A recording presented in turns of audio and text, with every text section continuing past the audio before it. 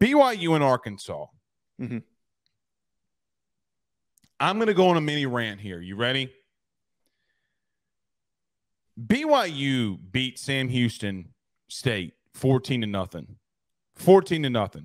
BYU got literally just beat down in the second and third quarter offensively against Sam Houston State. By the way, Sam Houston State has one of the worst yards per play averages in all of college football. So all of college football. They are not good offensively. But here's the problem. Didn't matter because Sam Houston State's defense kept them in the game because BYU's offense wasn't that good. Mm-hmm. Slovis didn't have a great game. I think he would respond against Southern Utah. I think he had like 350 yards and 4 TDs. He didn't look bad. They finally let him kind of rip it a little bit. The problem that I have with this, now I do think Arkansas is going to win. But when are we going to start saying that this offensive game plan is maybe a Sam Pittman issue? Because, Joe, they are not progressing. They look the exact same. They look the exact same. There are some personnel changes. There are some schematical changes. But KJ Jefferson went 13 of 19 for 136 yards and 2 touchdowns against Kent State. The Garcia kid, the running back for Kent State, ran all over them. He was juking them in space, running dudes over. And I'm like, good God, man. This is like you're playing Kent State. I get people are making fun of the SEC, Alabama losing to Texas, LSU losing to Florida State. This is Kent freaking State now. One of the worst teams in college football. You can make that argument. By the way, Sean Lewis, their ex-head coach, is the new OC at Colorado. It's not like they should be hitting on all cylinders here. Nothing has really improved with KJ throwing the football. I keep hearing from so many people that KJ Jefferson is one of the best, if not the best quarterback in the SEC. That's horseshit. It is horseshit. He is one of the best runners in college football. Yes. Bottom line. But when it comes to him getting the ball down the field, not even Joe, like people get on Jane Daniels as an example for this, not throwing the ball down the field. He couldn't hold Jane Daniels' jockstrap when it comes to throwing the football. Like this, it's not even remotely close. He's sailing balls, right? Like he can't find guys in the intermediate passing game. If you want to show me for once that you've changed a little bit, you got to show me this week because you're going to be the same old Arkansas. I'm going to tell you the truth. I played with Cody Kennedy, their offensive line coach. If it wasn't for their offensive line, they might have gotten their ass kicked last week. They did not start off great at all. The O-line was dominating at times, and running backs are missing holes. KJ trying to make a play that he's probably not supposed to be trying to make. Joe, they had a 3rd and goal on the 1-yard line. This is how I knew that this is why I have so much suspect or so much just like, what are we doing energy around Arkansas? 3rd and goal, the 1-yard line. You're tied. You bring up a lot of really good points here. Sorry, I didn't mean to cut you off. 3rd and goal on the 1-yard line. Actually, the 1-inch yard line. They have all 3 timeouts. Sam Pittman lets the delay of game happen. And KJ Jefferson, a 5th-year senior, lets a delay of game happen without calling a timeout. You can't let that happen. I know in the very next play it was a bad snap. KJ would improvise and score a touchdown. You can't do this against Power 5 teams and opponents. You're going to get away with this probably against BYU this week, but when you do play Alabama, the LSUs, the Ole Misses, the Mississippi States, the teams that you got to – the points are – shit, Joe, you can't do that against A&M. A&M will score with you. Well, people forget that A&M didn't score 34 points last week and slowed down Miami's running game to 77 yards. Everybody wants to continue to tell me that Arkansas is a contender. I call horseshit. You bring up a lot of really good points here, and I think that my main takeaway from this, and I said this to you on Twitter, Arkansas has had such an opportunity to capital like that. Them and Ole Miss, I feel, have such a really good situation where they can take advantage of the SEC being down. I know that like you don't like it when I say that, and just in general, a lot of people. So they're not executing when they're not playing SEC teams. Right. So my whole thing here is that there's a whole debate on, is it a down year for the SEC? Let's throw that out the window. There has not been any clear indication of who the third best team is right now in the conference. In Arkansas, their roster, Joe, we don't know who for them to be there. Team in the conference is. Yes. But my point here is that Arkansas has had an opportunity in these first couple of games to establish confidence in themselves and for the general public to be confident in them, and they haven't done it. They have a veteran quarterback and a first-round pick caliber running back, and they have not been blowing out and dominating the crappy teams that they've played. Now, Rocket Sanders was out this week. Rocket Sanders was out last week, but it shouldn't have mattered. What's his injury status? I don't think he's playing this week either.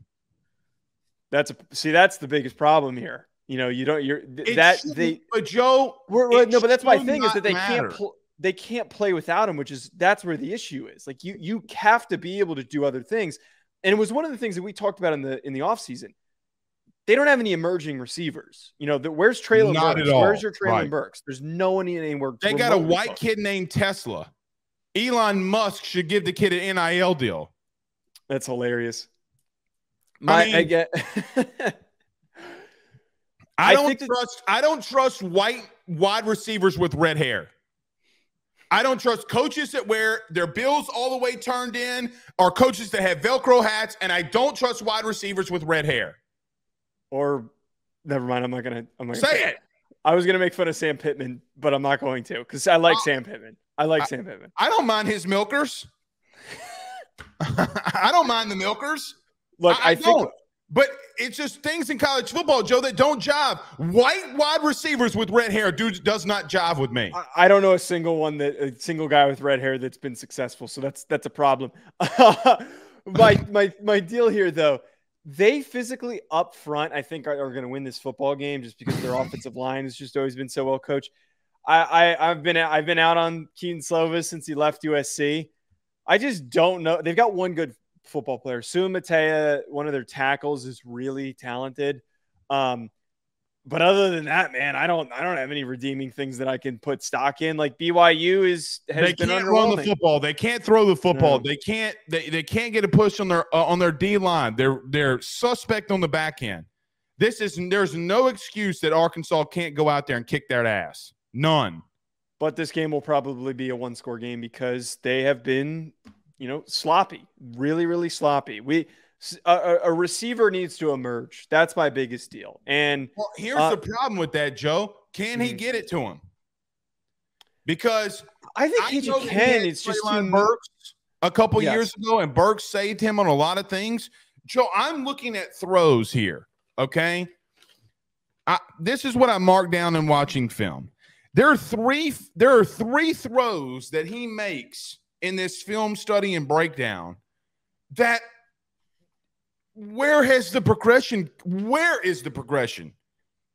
Like we talk all this shit about Mertz. We talking about Daniels. Who's another quarterback that you like talking? Milton. Like all these dudes. We even question a talented guy like Drew Aller at Penn State. Whatever, whoever, wherever. Okay. But the bottom line is that I don't trust in KJ to lead them down the road and get to where they want to be.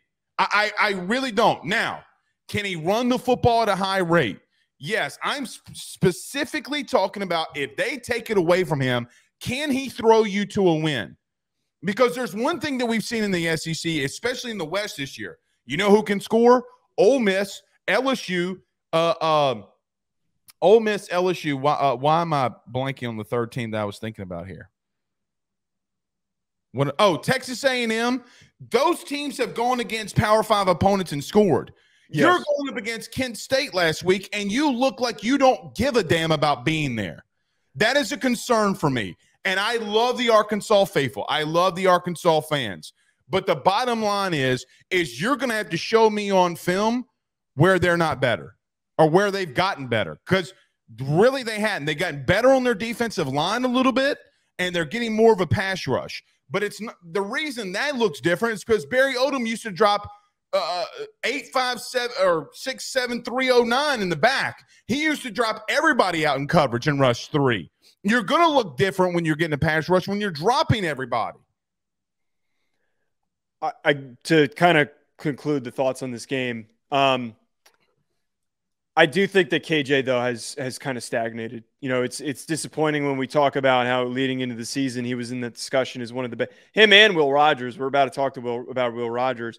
I feel like there's just been a general stagnation by this elder group of quarterbacks in the SEC, and that's led to the downplay. Is that all these guys that we thought could be really, really good in their final years, and we talk about the importance of experience at the quarterback position. That experience isn't showing up, and it definitely isn't showing up with KJ. He's too reliant on running the ball, and he is not doing much to create for his receivers.